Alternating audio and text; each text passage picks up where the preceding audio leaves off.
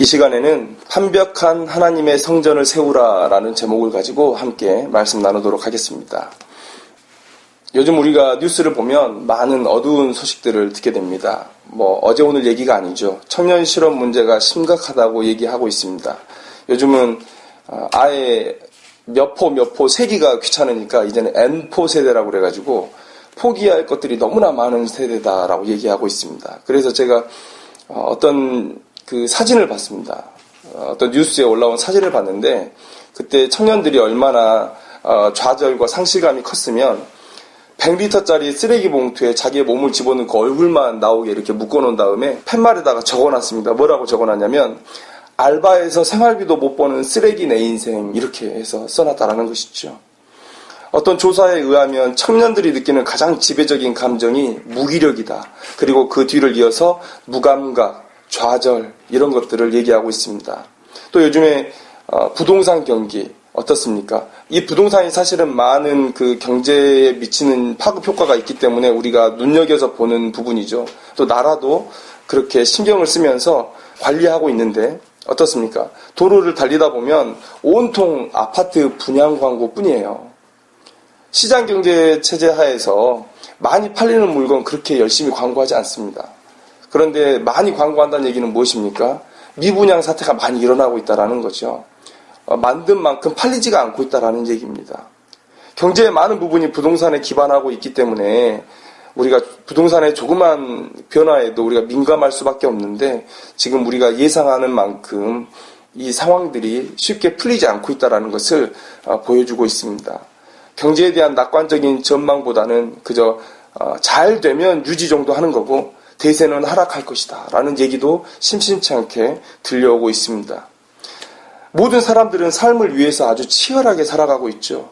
내가 더 수고하면 내 가족이 더 잘 살 거라는 희망으로, 또 내가 더 수고하면 내 후손들이 더 잘 살 것이라는 생각으로, 내가 더 고생하면 내 나라가 더 잘 될 것이라는 생각으로 정말 치열하게 살아왔고 지금도 살아가고 있습니다. 군대에 다녀와서 제가 친구 하숙집에 갔더니 1학년 후배가 있는 거예요. 그런데 후배가 책가방을 메고 방학인데도 나가는 겁니다. 그래서 아니 방학 때 쉬어야지 집에도 안 내려가고 학교에서 뭐하냐 이렇게 물어봤더니 취업 준비하려면 지금도 늦은 거라고 이렇게 얘기를 하더라고요. 제가 1학년 입학할 때 군대 가기 전에만 해도 1학년 때는 그저 동아리 생활도 좀 하고 사회 경험을 하는 시간이라는 그런 생각이 지배적이었습니다. 그런데 1학년 후배가 벌써 취업 준비하는 모습을 보고 깜짝 놀랐죠. 조금 지나니까 그 아이가 참 현명했구나라는 생각을 하게 됐습니다. 그만큼 삶이 치열해졌다라는 얘기죠. 그래서 어르신들이 그런 말 한대요. 야, 열심히 하면 안 될 게 뭐가 있냐? 그런데 청년들은 이렇게 얘기합니다. 열심히 해도 안 되던데요. 그런데 제가 이 1학년 후배의 삶을 보면서 저보다도 훨씬 더 치열하게 사는 그 후배를 봤습니다. 그리고 저보다도 지금의 청년들은 훨씬 더 힘든 상황들을 견뎌내고 있어요. 그런데도 그들의 삶이 저희 때보다 풀리지 않고 있습니다. 이렇듯 우리는 시간이 지날수록 더 열심히, 더 치열하게 살아가고 있는데 그렇다면 우리의 노력에 비례해서 우리의 삶도 더 편해지고 더 펴야 될 텐데 그런 모습을 찾아보기가 쉽지 않은 요즘 세상이에요. 부모 세대의 허탈함은 무엇입니까?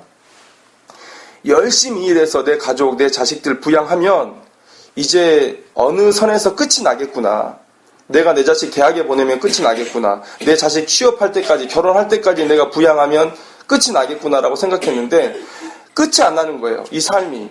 아파트도 마련하지 못하는 내 자식, 또 육아 문제까지 돌봐줘야 하는 내 자식의 삶들 끝이 안 나는 거예요. 허탈한 거예요. 언제 도대체 이 삶의 고생이 끝이 나나. 청년들도 허탈합니다. 대학 입학, 졸업, 취업, 결혼이라는 이 삶의 당연한 흐름이 내 것이 될 수 없다는 생각을 많이 하고 있습니다. M4 세대에 이러한 것들이 다 들어가 있어요. 취업을 포기했습니다. 학자금이 너무 비싸서 졸업을 포기했습니다. 아파트를 구입할 돈이 없고 혼수를 장만할 돈이 없고 자식 낳을 용기가 사라져버렸어요. 이렇게 우리의 삶은 갈수록 어려워지고 있고 삶의 돌파구는 점점 작아지고 있다는 것입니다. 그런데 우리는 어려운 상황 속에서도 꼭 돌파구를 찾아내는 대한국인이죠. 그래서 삶의 답을 찾습니다. 그것은 무엇입니까?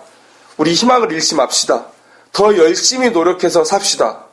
이런 다짐을 해보는 시간이 바로 이 신년, 지금의 시간이 아닌가 생각해 봅니다. 우리가 2015년 한 해는 이렇게 어렵게 살았지만 2016년 이 새해에는 새로운 마음을 가지고 새로운 결단을 가지고 우리가 새롭게 노력해서 좀 삶의 변화를 좀 이루어 봅시다. 내 삶이 좀 펴질 수 있도록 한번 해봅시다. 라는 각오로 달려가요.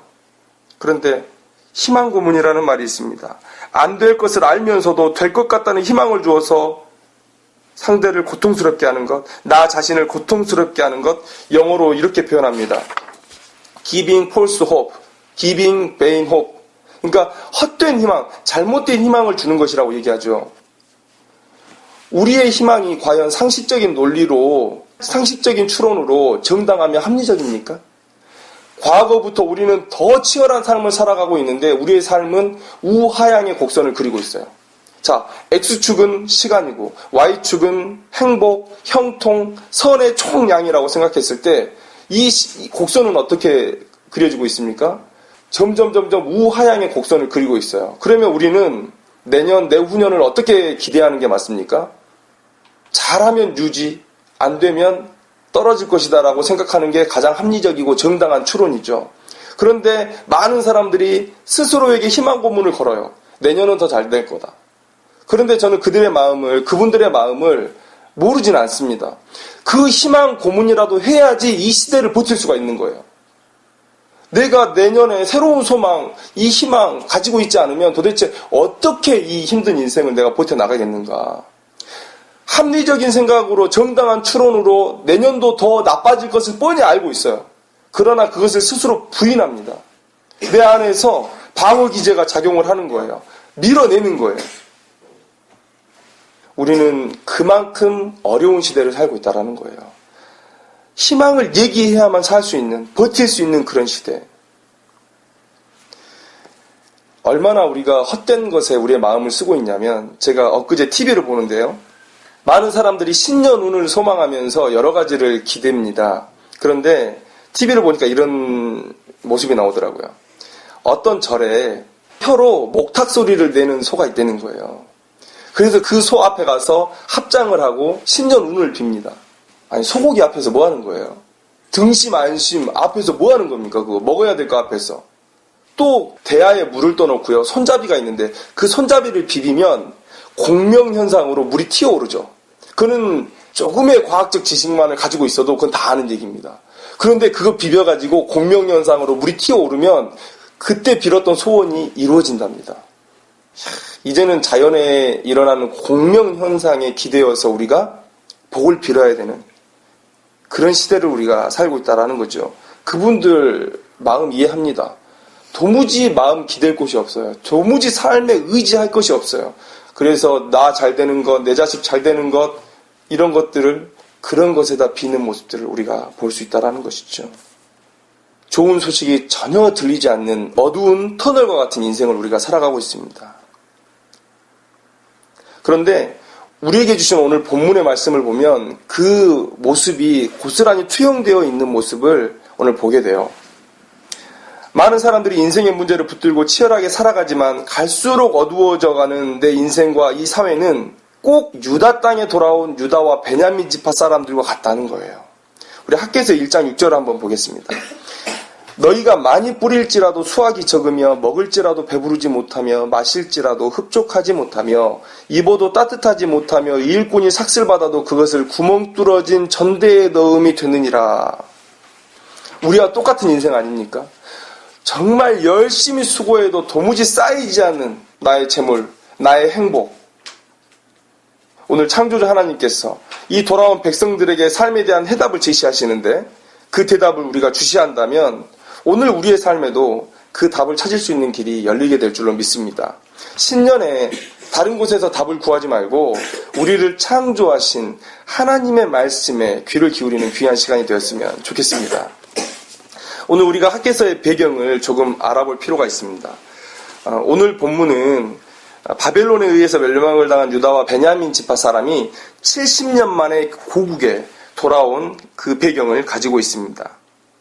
하나님은 고레스 왕을 통해서 그들이 행해야 할 일은 돌아가서 성전을 건축하는 일, 신앙을 회복하는 일임을 말씀하여 주셨어요. 그런데 돌아와서 성전을 건축하려고 보니까 주변 민족들의 방해가 아주 심했어요. 그래서 그들은 현실에 타협해서 15년 동안 건축이 멈춰버렸습니다. 그리고 그들은 그 시간 동안 열심히 자기의 삶에 몰두했죠. 그때 하나님께서 학개 선지자를 보내셔서 다시금 성전 건축을 독려하는 그런 장면이 바로 오늘 본문의 배경이 되는 것이죠. 대개 고난을 경험한 사람들은 자신의 실패 속에서 교훈을 얻고 삶의 태도를 수정하기 마련입니다. 바벨론으로 끌려가서 70년 포로 생활했던 사람들도 똑같죠. 그들은 알고 있었습니다. 내가 왜 포로로 끌려와야만 했는가? 하나님을 온전히 섬기지 못했기 때문이다. 그래서 그들은 그 포로 생활 70년을 하나님을 제대로 섬겨야만 한다는 그 교훈을 얻는 시간으로 삼았어요. 그래서 오늘 본문에 42,360명의 사람들이 이 유대 땅으로 돌아오는데 그들이 왜 편한 바벨론에서의 삶, 메대에서의 바사에서의 삶을 포기하고 돌아왔는가? 그것은 하나님을 섬겨야만 한다는 그런 열정이 자기의 마음 가운데 불타올랐기 때문이죠. 그런데 그들은 돌아와서 하나님을 섬기는 일에 실패하는 모습을 오늘 보고 있습니다. 하나님을 제대로 섬기지 못해서 나라가 망하고 포로의 신세가 된 사람들이었다면 이제 다시는 그 실수를 반복하지 말고 하나님을 제대로 섬기는 삶을 살아야 되는데 그들은 다시 하나님을 버리고 자신의 삶을 선택했어요. 그래서 그들은 다시 고난의 소용돌이로 들어가고 말았다라는 것이죠. 하나님 없이 망한 인생이에요. 그런데 아무 교훈을 얻지 못하고 다시 망할 인생으로 들어가 버리고 말았다라는 것이죠. 오늘 본문에서 하나님의 명령을 보시기 바랍니다. 하나님은 그들이 삶에 열중하여 하나님을 잊고 사는 것이 옳으냐고 질문하셔요. 하나님은 너희들의 이 구멍난 전대와 같은 삶을 회복하는 방법은 나에게 돌아오는 것밖에 없다라고 오늘 본문은 우리에게 말씀해주고 있습니다. 4절에 너희들이 판벽한 집에 거주하는 것이 옳으냐라고 질문하고 있어요. 자, 오늘 이 본문을 우리가 오해할 수 있습니다. 지금 이스라엘 백성들 돌아온 유다와 베냐민 지파 사람들이 마치 판벽한 집에 거하고 있다는 생각을 우리가 할 수가 있는 거예요. 하나님 없이도 잘 살 수 있단 말이야? 우리는 이렇게 생각할 수 있죠. 그러나 전혀 그런 것이 아닙니다. 왜냐하면 만약에 우리가 그렇게 이해하면 6절과 9절에서 11절까지의 말씀이 맞지 않아요. 그들은 지금 수고한 만큼의 보답을 얻지 못하고 오히려 나락으로 떨어져가는 인생을 살고 있거든요. 그러면 이 본문을 우리가 어떻게 해야 되냐면 판벽한 집에 사는 것을 가장 우선시되는 목표로 살아가는 것이 옳으냐라고 하시는 그런 말씀으로 오늘 우리가 이해해야 된다는 것이죠. 하나님은 유다와 베냐민 지파 사람들에게 나의 부름을 기억하라, 하나님의 부르심을 기억하라 라고 주문하고 계셔요. 그들이 왜 포로가 되었는지를 기억하고 왜 이 땅으로 오게 되었는지, 정확하게 말하면 하나님께서 왜 그들을 이 땅에 다시 놓아두셨는지를 기억하라는 말이죠. 하나님께서 그들을 이 땅에 부르신 이유는 다시 그들로부터 높임과 경배를 받으시기 위함이에요. 다시 그들로부터 하나님의 자리를 차지하시고 백성들을 축복하시기 위함이라는 거예요. 8절 말씀을 한번 볼까요? 너희는 산에 올라가서 나무를 가져다가 성전을 건축하라. 그리하면 내가 그것으로 말미암아 기뻐하고 또 영광을 얻으리라 라고 말씀하셔요. 다시 유다와 베냐민 지파 사람들로부터 하나님의 자리를 차지하시고 그래서 그 영광을 받으심으로 인해서 백성들을 축복의 자리로 인도하시기 위함인데 지금 이 사람들이 딴 생각을 품고 있다는 거예요. 성전은 하나님의 임재가 있는 것이고 그래서 인간들이 하나님을 만나는 상징적인 장소입니다. 그것을 회복한다는 것은 그들의 마음을 하나님께로 돌린다는 것이고 하나님을 유일한 하나님으로 섬기겠다는 그런 삶의 결단이에요. 하나님은 이런 기대를 가지고 그들에게 다른 어떤 일보다도 먼저 성전을 회복하라고 우리에게 말씀하셨다라는 겁니다. 우리 인생에서 가장 우선시되는 것은 성전을 세우는 일이에요. 하나님의 성전을 세우는 일이에요. 우리가 가장 먼저 해야 할 일은 세상의 목소리에 겁먹고 세상의 요구에 민감한 것이 아니라 하나님과의 관계를 먼저 세워나가는 일이라는 겁니다. 그 관계를 토대로 세상을 바라보고 세상의 악함에 대적해야 하는 것이죠. 오직 하나님만 바라보고 하나님께서 회복하시는 그 놀라운 은혜를 경험하는 것, 이것이 하나님의 백성이 해야 될 일이에요. 그래서 하나님은 구별을 위해서 내가 거룩하니 너희도 거룩하라고 말씀하신 겁니다. 이런 인생이 복을 누리는 인생이에요. 복된 삶의 시작은 하나님의 성전을 세우는 일, 믿음을 회복하는 일에서부터 시작된다는 겁니다. 행복의 총량은 아까도 말씀드렸지만 우하향하게 되어 있어요. 우리가 가장 행복했던 때는 하나님과 함께했던 에덴 동산에서의 삶이에요. 하나님과 함께 거닐 수 있었던 그 삶, 그때가 우리의 행복이 가장 컸던 때예요. 그러나 죄가 이 땅 가운데 들어오고 죄가 점점 관영해지는 역사를 볼 때 인류의 역사는 행복의 총량에 있어서 점점 감소할 수밖에 없습니다. 그래서 예수님께서 오셔야만 되는 거예요. 이 악한 세상을 심판하러 오셔야만 되는 거예요. 그게 기독교의 역사관입니다. 그런데 이 우하향하는 행복의 총량, 선의 총량이 우하향하는 이 시대의 역사 속에서 하나님 없는 행복을 기대한다는 것이 얼마나 허무한 일인가, 얼마나 말도 안 되는 일인가, 얼마나 비합리적인가 라는 것들을 우리가 깨달아야 되는 거죠. 오직 하나님을 섬기는 자만 이 우하향의 곡선을 뚫고 하나님이 주시는 은혜와 복을 체험할 수 있다는 거예요. 하나님께서 지금 이 유다와 베냐민 지파에게 말하는 게 바로 이겁니다. 세상을 쫓아가느냐? 너희들은 절대 세상 속에서 너희들의 삶의 회복, 행복을 맛볼 수 없다. 너희들을 회복시킬 수 있는, 너희들을 복줄 수 있는 유일한 분은 바로 나 하나님이다 라는 것을 오늘 얘기하고 있는 거예요. 2016년을 맞이하는 우리의 삶에 다른 어떠한 결단도 소용없습니다. 세상은 점점 악해져 가고 있고 세상은 점점 허무한 대로 나아가고 있습니다. 하나님을 붙드는 자만이 정말 복되고 그리고 의미 있는 인생을 살아갈 수 있다는 거예요. 2016년을 맞이하면서 우리가 하나님의 성전을 다시금 건축하는 일에, 우리의 믿음을 회복하는 일에 우리의 결단을 드리는 귀한 시간이 되었으면 좋겠습니다. 자, 오늘 우리가 핑계에 대해서 좀 더 얘기해 보려고 합니다. 오늘 본문의 유다와 베냐민 지파는 충분히 핑계를 댈 수 있는 상황이에요. 오늘 학계 선지자가 활동을 시작한 이유가 뭡니까? 돌아온 이후에 7째 달에 모였어요.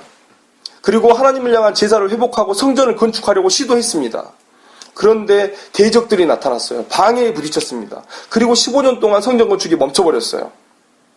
충분한 핑계가 됩니다. 하나님, 해보려고 했는데 상황이 여의치가 않아요. 상황을 열어주시면 할만하게 되면 그때 다시 시작할게요.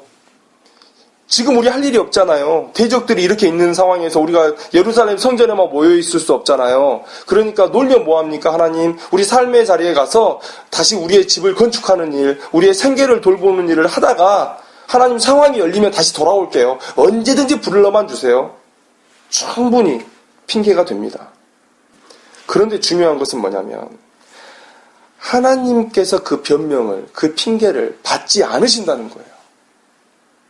오늘 유다와 베냐민 지파의 그 변명, 내 생계를 조금 더 돌보고 하나님이 부르시는 그날에 다시 오겠습니다라고 하는 이 핑계가 하나님 편에서 전혀 받아들여지지 않고 있음을 오늘 하나님께서 얘기하고 계신 거예요.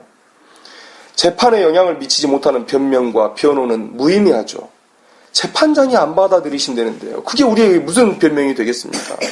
하나님이 항상 하시는 말씀은 이겁니다. 상황과 상관없이 나를 먼저 섬기라. 하나님, 상황이 여의치 않습니다. 안다. 그래도 나를 먼저 섬겨라. 하나님, 가능한 상황을 열어주셔요. 아니다. 먼저 나를 섬겨라. 하나님은 시종일관 우리의 상황과 상관없이 무조건 자신을 먼저 섬기기를 원하셔요. 왜 그럴까요? 우리의 상황을 극복할 수 있는 능력이 오직 하나님께만 있기 때문에 그래요. 그리고 그 하나님은 결코 혼자서 일하시지 않으시며 꼭 우리의 믿음과 함께 일하신다는 거예요. 따라서 우리가 믿음을 보이지 않으며 우리의 삶에 어떠한 선한 것도 일어나지 않습니다. 하나님께서 혼자 산을 옮기신들, 혼자 바다를 마르게 하신들 무슨 의미가 있습니까? 이 지구 온 피조세계가 의미 있는 것은 그 일을 통해서 하나님의 능력이 드러나고 그 일이 그분의 백성들이 믿음으로 고양되는 역사를 이루기 때문이에요. 믿음 없는 자들 앞에서 일어나는 10가지 재앙이 무슨 의미가 있습니까? 믿음 없는 자들 앞에 서 계시는 예수님이 무슨 의미가 있습니까? 그들에게 들려지는 복음이 무슨 의미가 있습니까? 하나님은 믿음의 사람들과 일하셔요. 그리고 자신을 드러내시고 영광을 받으시고 우리의 믿음을 고치시켜서 하나님의 나라로 인도하셔요. 이 상황을 극복할 수 있는 유일한 길이 하나님께밖에 없기 때문에 하나님은 자꾸만 우리를 부르시는 거예요. 세상에는 방법이 없다. 내게 돌아와라. 내가 해결해 주마. 능력의 하나님께서 우리를 부르고 계신다는 거예요. 나를 먼저 섬겨라. 나를 너의 인생의 계획표 가장 앞에 두어라. 매주의 시작은 하나님과 함께 시작해라. 내가 가장 우선시 되어야 된다라는 것을 계속 말씀하고 계신다라는 거예요. 창조주 하나님은 우리에게 하나님을 먼저 섬길 것을 요구하셔요. 너희는 먼저 그의 나라와 그의 의를 구하라. 그리하면 이 모든 것을 너희에게 더하시리라. 이 말씀은 인류의 역사 속에서 가장 확실한 하나님의 진리였습니다. 믿음으로 길을 떠난 아브라함의 삶에서도 하나님은 기근을 오히려 축복의 기회로 삼으셔서 아브라함을 거부로 만드셨어요. 믿음의 사람 이삭도 마찬가지였습니다. 출애굽할 때는 그들은 노예의 삶이었으나 믿음으로 하나님 앞에 헌신했을 때 거부가 되어서 애굽 땅을 당당하게 나오게 하셨습니다. 유다와 베냐민의 포로 생활 70년, 그 포로 생활 동안 그들이 뭘 건져 나올 수가 있겠습니까? 포로의 신분이었는데, 그러나 그들이 믿음을 보였을 때 하나님께서는 가장 강력한 군주의 마음을 움직이셨고 많은 도움을 통해서 풍족하게 그 땅으로 나오게 하셨고 또 살게 하시고 성전을 건축할 수 있는 능력을 허락하신 것이죠. 하나님을 섬기고자 작정한 인생에게는 하나님께서 그의 모든 필요를 넘치도록 채우시는 은혜가 있음을 성경은 오늘 우리에게 증거해주고 있습니다. 그러나 반대로 신기루와 같은 세상의 필요를 위해서 살았던 사람들은 채워도 채워지지 않는 구멍난 전대를 가지고 살아가는 인생이라고 말하고 있고요. 먹어도 배고프고 마셔도 갈증이 해결되지 않고 입어도 추운 인생을 살 수밖에 없다고 오늘 성경은 얘기하고 있는 것입니다. 인생에 얼마나 핑계거리가 많습니까? 그런데 저는 이렇게 말하고 싶어요. 그러면 그렇게 한번 살아보십시오. 당신의 문제가 해결되나 한번 봅시다. 이것은 저의 말이 아니에요. 하나님의 말씀입니다. 우리의 문제가 하나님 없이 해결될 수 있습니까? 어찌어찌 잘 되고 있는 것처럼 보일 수 있죠. 그러나 신기루일 뿐입니다. 우리의 인생에 놓여지는 마취제일 뿐이에요. 우리의 인생은 절대 하나님 없이 해결되지 않습니다. 이스라엘 백성들이 불쌍하죠. 이렇게 헛된 삶을 살아가고 있는 이스라엘 백성들이 불쌍합니다. 하나님께 돌아가지. 그러나 더 불쌍한 사람은 바로 이 시대를 살아가는 하나님께 자신의 삶을 맡기지 않고 살아가는 사람들입니다. 인류의 수많은 역사, 성경에 증거된 역사를 보고도 그 길에서, 세상을 의지하는 그 길에서 다른 길을 찾지 못하는, 하나님을 찾지 못하는 그런 인생들이 더 불쌍한 거죠. 사람들은 이렇게 얘기합니다. 이거 저거 준비되면 그때부터 신앙생활 할게요. 그러나 그런 날은 절대 오지 않습니다. 오늘 본문의 말씀에 얘기하고 있습니다. 하나님께서 주지 않으신다고 얘기하고 있어요. 하나님은 뭐라고 얘기하시냐면 9절 말씀을 보면 내가 불어버렸다라고 얘기하고 있습니다. 우리가 기대했던 모든 것들, 채워질 거라고 기대했던 모든 것들을 하나님께서 불어버리셨다고 얘기하고 있어요. 그리고 땅의 모든 소산을 기대하고 있는데 11절 마지막 절에 뭐라고 얘기하십니까? 모든 일에 하나님께서 한재를 들게 하셨다라고 얘기하고 있습니다. 냉해를 주셔서 하나님께서 너희의 소산을 막아버리셨다라고 얘기하고 있어요. 하나님 없는 형통 절대 일어날 수 없습니다. 이거 준비되면 신앙생활 하겠다고요? 그런 준비는 절대 일어나지 않습니다. 그런데 우리가 살다 보면 헷갈리는 부분이 있어요. 뭐냐면 꼭 옆에 사람들 보면 그게 채워진 것 같은 그런 느낌을 들 때가 있습니다. 마치 열심히 돈을 벌은 사람에게 로또가 터진 것 같은 그런 일들이 일어날 수 있어요. 그런데 그런 사람이 과연 믿음으로 나아올 수 있겠습니까? 하나님께 나아올 수 있겠습니까? 하나님 돈 채워지면 상황이 열리면 제가 그때부터 신앙생활 할게요. 그런데 그 사람들의 결단이 믿음으로 열매를 맺을 수 있겠습니까? 절대 그럴 수 없습니다. 왜냐하면 그런 생각은요, 하나님의 말씀이 아니라 사단의 속임수였기 때문에 그래요. 하나님은 한 번도 너희들 조건이 갖춰지면 내게 돌아와라 라고 말씀한 적이 없습니다. 하나님은 언제나 지금 당장 돌아오라고 얘기하셨어요. 내 자식이 위험한 곳에서 놀고 있습니다. 예를 들어볼까요? 목숨을 걸어야 되는 위험한 곳에서 장난을 치고 있어요. 혹은 마약과 같은 그런 위험한 짓을 하고 있어요. 혹은 범죄자 친구들과 사귀고 있어요. 정상적인 아버지라면 뭐라고 얘기하겠습니까? 조금 더 놀다 돌아와. 라고 얘기하겠습니까? 아니죠. 너 지금 당장 거기서 돌아와 라고 얘기할 겁니다. 하나님은 이 위험한 세상 속에, 유혹이 많은 세상 속에서 항상 지금 당장 내게 돌아와야 된다. 그래야 너의 삶이 형통할 것이다 라고 얘기하고 있어요. 그런데 사단은 뭐라고 얘기합니까? 오직 사탄만이 세상에 소망을 두라고 얘기해요. 세상의 조건들이 채워지면 신앙생활을 할 수 있을 거라고 우리에게 거짓말을 해요. 그래서 조금만 기다려라, 조금만 양보해라 라고 얘기하죠. 사단이 예수님께 뭐라고 얘기했습니까? 예수님께 뭐라고 시험했습니까? 네가 만일 하나님의 아들이여든 명하여 이 돌들로 떡덩이가 되게 하라. 네가 만일 하나님의 아들이여든 뛰어내리라. 만일 내게 엎드려 경배하며 이 모든 것을 내게 주리라. 사탄이 예수님께 하나님을 저주하라고 얘기하지 않았습니다. 하나님을 부인하라고 얘기하지 않았어요. 그저 세상의 영광을 위해서 그 능력을 한번 사용해 보라고, 세상의 것을 한번 맛보고 너의 길을 가라 라고 얘기한 거예요. 그러나 예수님은 절대 그 일이 일어나지 않을 거라는 사실을 알고 계셨죠. 사단의 거짓말의 끝을 알고 계셨다는 것이죠. 절대 타협해서는 안 되는 것이라는 것을 예수님은 알고 계셨다는 겁니다. 무언가가 되면, 상황이 허락되면 이 조건은요 다 사단의 소리예요. 하나님은 항상 지금 당장이에요. 지금 당장 내게 돌아오라. 왜요? 그 일을 누가 해결해 주느냐는 거예요. 내 아들을 누가 나처럼 사랑해 주냐는 얘기예요.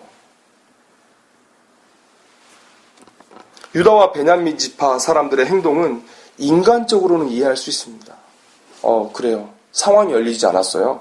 그러면 조금 열릴 때까지 기다려요. 그러나 하나님은 그 상황을 이해하지 않으시겠다고 우리에게 얘기하세요. 하나님의 심판대 앞에서 어떠한 변명으로도 용서가 안 되는 죄라고 하나님께서 말씀하세요.